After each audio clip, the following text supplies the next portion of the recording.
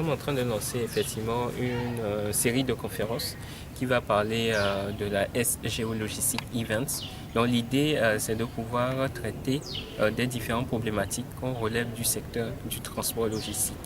Mais derrière, c'est de pouvoir donner un top go par rapport à une plateforme d'interconnexion panafricaine qui va permettre de gérer les tenants et les aboutissants de ce système. Et dans la phase pilote, on veut rendre en termes d'interconnexion le Togo, l'Inde et le Congo-Brazzaville opérationnels. Donc là, ça va permettre à tous ceux qui sont venus sur le panel de pouvoir, en termes de compétences, mettre à disposition leurs ressources pour qu'on puisse effectivement exploiter du mieux qu'on peut cette plateforme en équipe. Donc voilà. Suivant les différentes thématiques, on cherche à relever les différents problèmes et défis à relever au niveau de tout le secteur de la logistique, d'apporter aussi de l'innovation.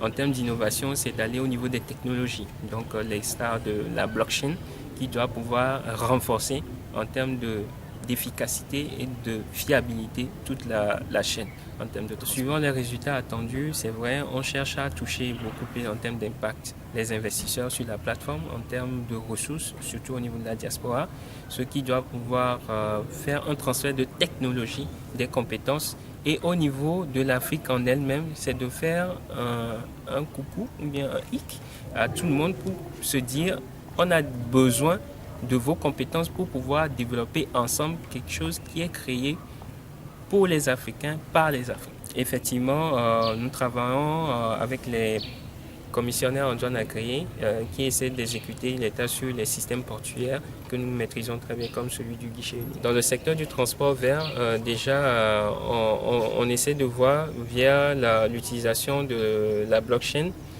comment est-ce qu'on pourrait implémenter d'abord les systèmes de tracking pour pouvoir suivre les marchandises et de pouvoir mettre en place des canevas pour réduire tout ce qu'il y a comme empreinte carbone. Donc là, on cherchera à faire des formations techniques appliquées et de pouvoir l'exécuter sur le terrain pour que ça marche. Donc ça, c'est des cas fiables. Les avantages, c'est de pouvoir réduire tout ce qu'il y a comme émission de gaz CO2 dans une zone d'exploitation, comme je dis, le secteur portuaire, où nous tous nous trouvons et qui va peut-être affecter la santé des gens qui vivent dans cette zone bien un espace bien délimité. De manière résumée, pour notre feuille de route, effectivement, c'est de pouvoir déjà avec l'équipe pilote qui sera retenue via cette forte participation des personnes qui sont venues sur cet événement en termes de compétences pour créer des cellules d'analyse.